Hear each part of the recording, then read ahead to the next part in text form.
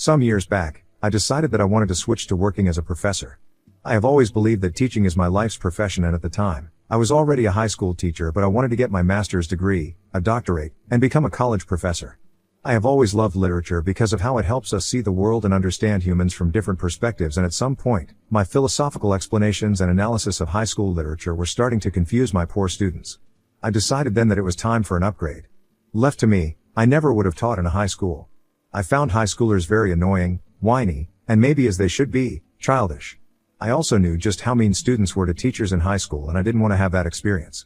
When I started to hear the kids call me nicknames and giggle and exchange funny faces in my class, I just knew I wanted to get out of there. Generally, I believed that college was a place where my unique perspective on life and literature would be appreciated better. I spoke to my aunt, who taught a course on body anatomy at a university in the city, and told her about my plans to teach in a university too. While she encouraged me to pursue my dreams, she was a bit concerned about how I was going to be able to afford tuition and all of that. Getting a master's degree can be very time-consuming, she said. If you want to get a job as a professor, you must demonstrate your academic excellence, and that means finishing up with very good grades. I shrugged and said, I can do that. I did very well in college, and I did not doubt that I'd make good grades in graduate school. I like your confidence, but how is that going to work with your full-time job as a teacher? If you want to do very well, you must be willing to quit your job. I can't. I need the money to survive. Have you considered asking your mom and dad? I decided I was going to do just that. My parents squeezed out a lot of money for my college education and were kind of disappointed when I went on to become a high school teacher. I figured telling them that I was now back to my senses and wanted to be a college professor would excite them and make them give me a loan at least. No way. That was my mom's response when I told her about my plans to go to graduate school. What? There is no way your dad and I are giving you that money. You heard your mother, son. Listen, your dad and I are retiring next year. All we want right now is a big vacation after our retirement and enough money to take good care of ourselves. But it's a loan. You're going to have to find another way. I felt bad that my parents turned me down, but I did not resent them. My parents had done the best they could do for my older sister and me. They ensured we got our first college degrees and made sure that they provided for us enough that we didn't have to get extra jobs in school. I got jobs at different points in college, but it was to afford certain luxuries and buy gifts for my girlfriend. About a month later, as the deadline for registration drew near, my dad called me. One of his friends who was a retired professor knew a literature professor who needed a teaching assistant, and I was perfect for the job. You may also get to be directly employed by the school and maybe even make tenure in a short while, my dad said. Thank you, Dad. I promise I'll make you proud. I went for the teaching assistant interview after arming myself with enough knowledge about the professor I was supposed to work with.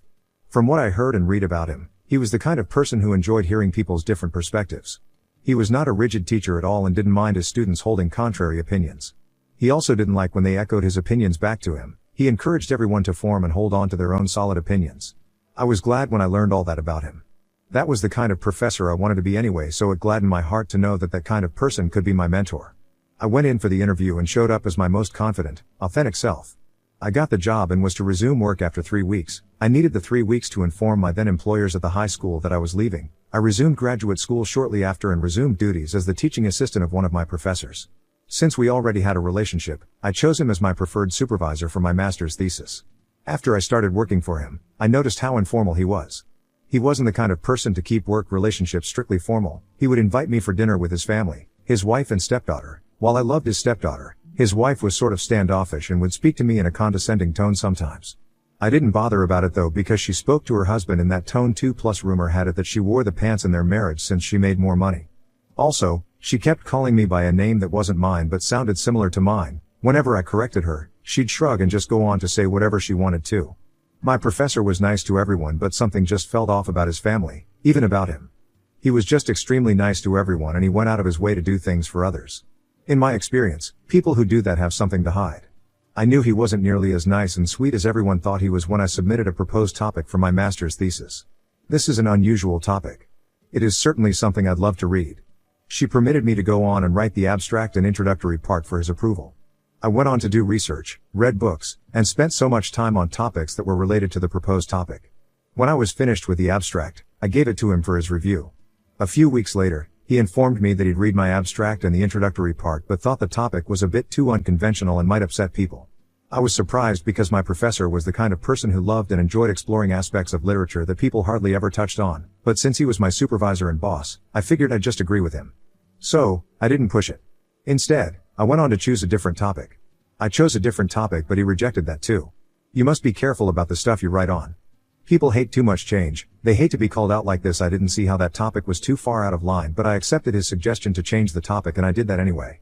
As my professor's teaching assistant, he sometimes lets me use his computer to compile the essays and assignments from his undergraduate students into a single file so he can easily access them. One afternoon, I was doing my usual compilation when I noticed an email from an academic journal I'd always hoped I'd publish my work in the future.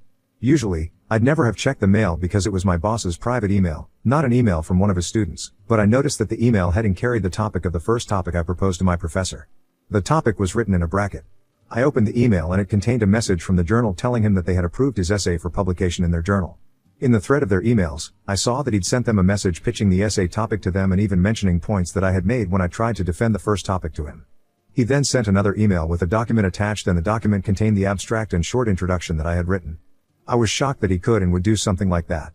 He just never struck me as someone who picked a topic I'd come up with just so he'd be the one to write on it. It just didn't make sense. Also, if he wanted it published and his name affiliated, he could have suggested that we both work together and publish with both our names. I went to their house the afternoon of the next day, ready to confront him with what I had found out. "You look upset, is everything all right?" His wife asked, looking unusually calm. She was normally condescending and outrightly rude. I explained what had happened and she smiled and asked me to wait for her. She was going to wake him up from his nap. I waited for nearly an hour before they both came down. When they finally did, I was going to start talking when my professor interrupted me. "I apologize for the misunderstanding." He started. "This isn't quite a misunderstanding. I wish you'd told me that." I saw his wife roll her eyes and pause. "How much can we pay to make this all go away?" "What? You're a graduate student earning peanuts from being a TA. Surely a fat check should make up for one silly abstract and an introduction." I noticed that my professor tried to interrupt her but she didn't let him and kept talking. "So shall I proceed to write you that check?" I nodded yes, pretending to be ashamed, and took a piece of paper from her husband and handed it to me. I was shocked. They already had written the check knowing that I was going to accept it from them. I left their house that day feeling very ashamed. I expected that when I resumed work the next week, my professor would be ashamed of his behavior and offer an apology, maybe even shift the blame on his wife, and declare that he declined the offer to publish in that journal, but he didn't do that. He started to behave as though the idea and introductory part were entirely and originally his. I knew I was going to get back at him and his evil wife when one day, he called to ask if I could offer insight on the essay he was writing. My essay? He was essentially asking me to do the whole work. I offered to write the essay for him so he could do the editing and I did. I then compiled the introductory part I had written earlier, compiled it with the body of the essay, and sent it to a random magazine for publishing. The magazine was not an academic one but they were willing to make space for my work. They published the essay just a few days before my professor had his essay published in that journal. Weeks later, the magazine reached out to me informing me that someone else had plagiarized my work and had published it in an academic journal. I revealed what had happened and permitted them to write an article about it. I knew what I had done was going to cost me my teaching assistant job but I didn't mind. I applied to the academic office to have my supervisor changed and that severed my relationship with the professor. The journal found out about what had happened, put out a disclaimer, and gave me credit for my work. That made me very happy and while the school never punished him for his actions, his reputation got soiled because of the article the magazine had written about him in the disclaimer. Now on to the next story. Story 2. My best guy friend just told me he's in love with me. 2 days before my wedding. I've been with my fiancée for 3 years, engaged for a little over a year. My best friend and I have known each other since freshman year of college. We are all in our early 30s. This morning, I woke up to a long-ass text from my guy best friend that he had sent around 6 a.m. Basically, it was him pouring his heart out. He said he's been in love with me for years, but always hoped I'd end up breaking up with my fiancée and finally noticing him. He asked me to call off the wedding and run away with him. It said, "I needed to tell you before it was too late." I just feel gross. And sad. I have no feelings for him beyond platonic love. I've drafted a response and deleted it, over and over. I haven't even told my fiancé. I don't want him to have to worry about me so soon to our wedding. I know I need to, but I don't know what to do or how to phrase it. What's worse is that he's become my fiancé's friend, too. I'm also pretty pissed that my friend chose such an unfortunate time to cause me such distress. There were so many times over the years he could have just bucked up and told me how he felt. But waiting until right before I'm married? Like I would just cancel my wedding and leave my fiancé because of a goddamn text? I want to tell him to not come to the wedding. I can't trust that he wouldn't try to pull something. I don't even know if I want to talk to him again, but the thought of losing my best friend is heartbreaking. Hell, the thought of not having him at my wedding is really painful. He's put me in an uncomfortable, impossible situation. I wish it wasn't on me to deal with his feelings for him. I wish he had either stopped being friends with me when he realized us ending up together would never happen, or had told me a while ago. I don't want to kick him while he's down, but I need to make it clear that I have no feelings. The wedding is still on, and I don't want him to attend. We have been friends for over a decade. I've been crying over this all day. I feel almost disgusted, knowing that this whole time he had ulterior motives. How do I even go about dealing with this? I'm supposed to get married in under 48 hours. Edit, I'll be showing the text to my fiancé after he gets home from his brother's. I won't send anything until he's here with me. Update. My husband, I love being able to say that now, and I got back from our honeymoon yesterday. I turned on my phone and opened the Reddit app and it was still signed into this account, so I had an oh yeah moment and figured I'd post an update. So a lot of people here really helped validate the icky mess of feelings I was having. Thank you for that. Posting here really helped put my thoughts into words.